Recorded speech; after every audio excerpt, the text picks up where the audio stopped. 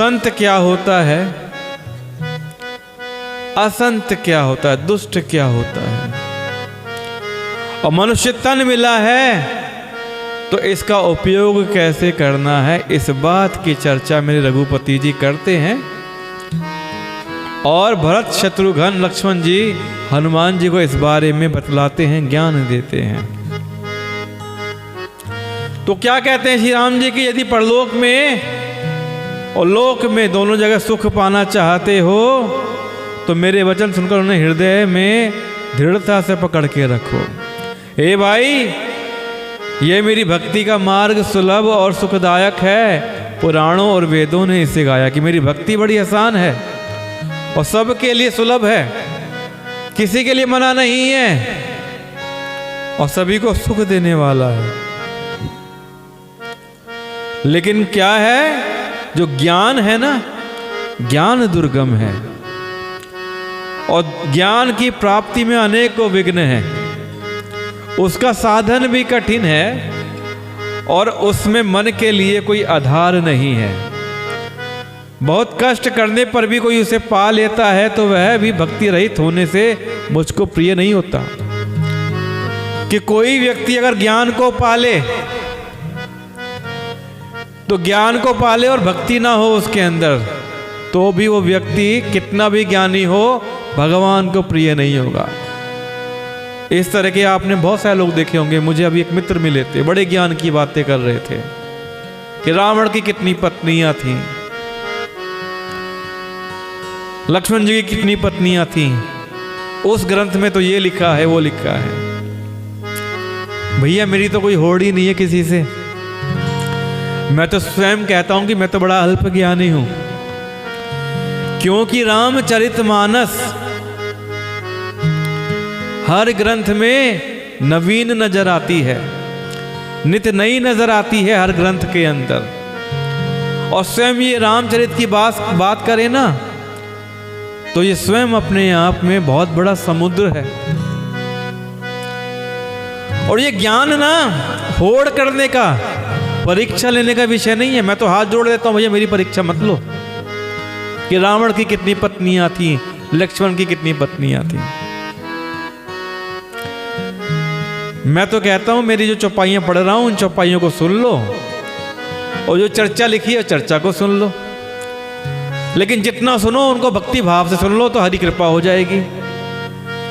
तो हमें महत्ता क्या दिखानी है, हमें अपना ज्ञान दिखाना है या भक्ति पानी है? हम खो जाते हैं किसमें? ज्ञान दिखाने की होड़ में खो जाते हैं। कौन ज्यादा ज्ञानी है? अरे भैया, अपने आप को ज्ञानी दिखा के क्या करना चाहोगे?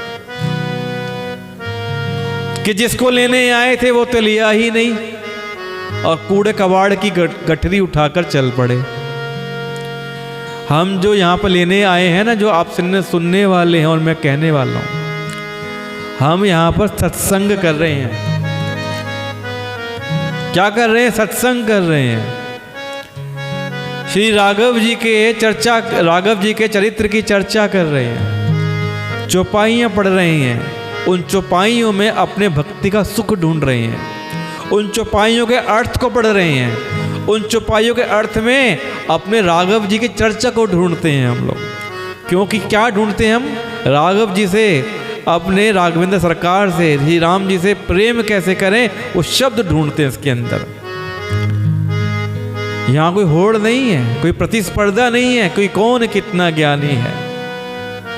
तो कभी भी इस प्रकार की चर्चा से जिसमें प्रतिस्पर्धा होती हो, ऐसी चर्चा से बचना चाहिए। कोई आपको सिखा रहा हो, सीख लीजिए, अच्छी बात है। लेकिन मैं बड़ा हूं, मुझे ज्ञान ज्यादा है, यह अहंकारी विषय हो जाता है। इस प्रकार कभी अहंकार का प्रदर्शन नहीं करना चाहिए और सामने वाले की परीक्षा नहीं लेनी चाहिए। प्रभु के भाव में जाइए, ज्ञान में नहीं। क्योंकि प्रभु भी कहते हैं कि ज्ञान दुर्गम है और ज्ञान कमा लोगे। ज्ञान बहुत कमा लिया आपने, लेकिन आप में अगर भक्ति नहीं है तो ऐसा व्यक्ति जिसमें ज्ञान तो हो गया लेकिन भक्ति नहीं है, तो वो व्यक्ति मुझे प्रिय नहीं है। भक्ति स्वतंत्र है और सब सुखों की खान है। परंतु संतों का जो संग है, बिना प्राणी इसे पा नहीं सकते। कि भक्ति सत्संग के बिना नहीं मिलती है, और पुण्य के बिना संत नहीं मिलते हैं। संत आपको कब प्राप्त होते हैं? जब आप पुण्य करते हैं। पुण्य करने से आपको संतों का संग मिलता है, और जब संतों का संग मिलता है तो आपको भक्ति मिलती है, भगवत कृपा मिलती है।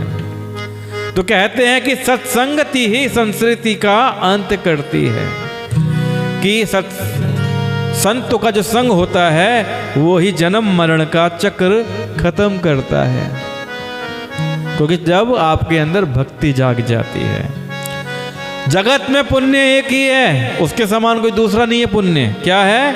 वो है मन कर्म और वचन से ब्राह्मणों के चरणों की पूजा करना। जो कपट का त्याग करके ब्राह्मणों की सेवा करता है, उस पर मुनि और देवता प्रसन्न रहते हैं। और एक गुप्त मत है कि मैं सबसे हाथ जोड़कर कहता हूं, कि श्री राम जी कह रहे हैं कि मैं सबसे हाथ जोड़कर कहता हूं कि शंकर जी के बिना मनुष्य मेरी भक्ति नहीं पाता। तो जो कोई व्यक्ति श्री राम की भक्ति पाना चाहता है तो पहले शंकर जी को भजिए। शंकर जी को भजेंगे तो राम की भक्ति करेंगे तो राम जी मिलेंगे, नहीं तो शंकर जी के बिना राम जी की भक्ति नहीं मिलती है। कि श्री राम जी कहते हैं शंकर जी के बिना मेरी भक्ति पाना मुश्किल है। अगर मेरी भक्ति पाना चाहते हैं तो पहले शंकर जी को भजिए।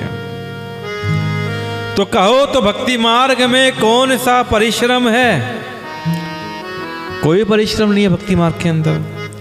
श्री राम जी कितने सरल भाव से कहते हैं कि इसमें ना तो योग की आवश्यकता है, न यज्ञ जप तप और उपवास की। यहां इतना आवश्यक है कि सरल स्वभाव हो, मन में कुटिलता ना हो, और जो कुछ मिले सदा उसी में संतोष रखो। तो श्री राम कहते हैं कि मेरा दास कहलाकर यदि कोई मनुष्यों की आशा करता है तो तुम ही कहो उसका क्या विश्वास है।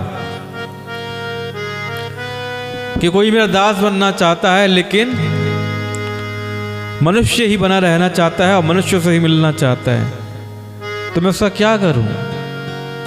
यानी कि उसकी जो मेरे में आस्था है वो बहुत ही निर्बल है। बहुत बात बढ़ाकर क्या कहूं हे भाइयों, मैं तो इसी आचरण के वश में हूं। किस आचरण के वश में हूं? भगवान जी क्या कहते हैं कि ऐसा व्यक्ति जो ना किसी से बैर करे, ना लड़ाई झगड़ा करे, ना आशा रखे, ना ही भय करे, उसके लिए सभी दिशाएं सुखमयी हैं। जो कोई भी फल की इच्छा से कर्म नहीं करता, सिर्फ कर्म किया जाता है।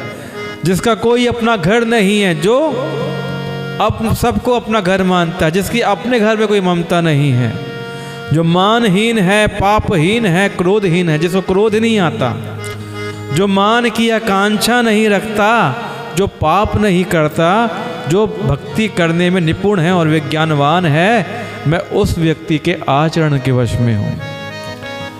ऐसा व्यक्ति जो संत जनों के सत्संग से जिसे सदा प्रेम रहता हो, जिसके मन में सब विषय जहाँ तक कि स्वर्ग और मुक्ति तक भक्ति के सामने तृण के समान है, जो भक्ति के पक्ष में हट करता है पर दूसरे के मत का खंडन करने की मूर्खता नहीं करता, जिसने सब कुतर्कों को दूर बहा दिया है, वो आदमी मुझे प्रिय है।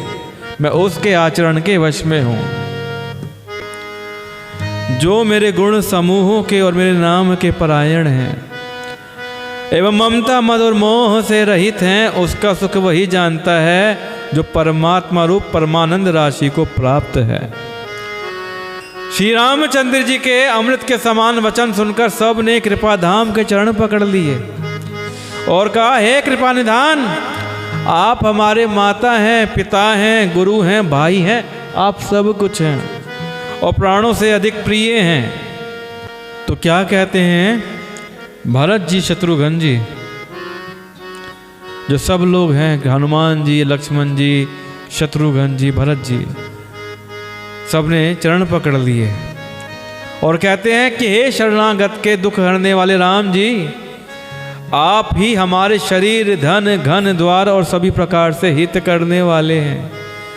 ऐसी शिक्षा आपके अतिरिक्त कोई नहीं दे सकता। माता पिता हितैषी तो हैं और शिक्षा भी देते हैं, परंतु वे स्वार्थ परायण हैं। उनका अपना स्वार्थ है, क्योंकि वो क्यों शिक्षा दे रहे हैं? क्योंकि हम उनके पुत्र हैं। लेकिन आप तो बिना स्वार्थ के ही इतनी शिक्षा दे रहे हैं, इसलिए ऐसी परम हितकारी शिक्षा आपके अलावा और कौन देगा? हे असुरों के शत्रु, जगत में बिना हेतु के, बिना स्वार्थ के उपकार करने वाले दो ही हैं, एक आप और दूसरे आपके सेवक। जो आपके सेवक हैं वो ही निस्वार्थ उपकार कर सकते हैं, और जो आप हैं, आप बिना स्वार्थ के उपकार करते हैं। एक आप और आपके सेवक बिना किसी स्वार्थ के उपकार करते हैं। जगत में शेष सभी स्वार्थ के मित्र हैं, कोई सच्चा मित्र नहीं है, हर मित्र स्वार्थ का मित्र है। हे प्रभु, उनमें स्वप्न में भी परमार्थ का भाव नहीं है। सबके प्रेम रस में सने हुए वचन सुनकर श्री रघुनाथ जी हृदय में हर्षित हुए, फिर आज्ञा पाकर सब प्रभु की सुंदर बातचीत का वर्णन करते हुए अपने अपने घर चले गए। सब लोग घर चले गए और बातों में क्या चल रहा है? श्री राम जी की चर्चा। शिव जी कहते हैं, हे उमा, अयोध्या में रहने वाले पुरुष और स्त्री सभी कृतार्थ स्वरूप हैं। जहाँ स्वयं सच्चिदानंद घन ब्रह्म श्री रघुनाथ जी राजा हैं, तो सब के सब जो अवधपुरवासी है ना, वो कृतार्थ स्वरूप हैं, वो धन्य के पात्र हैं।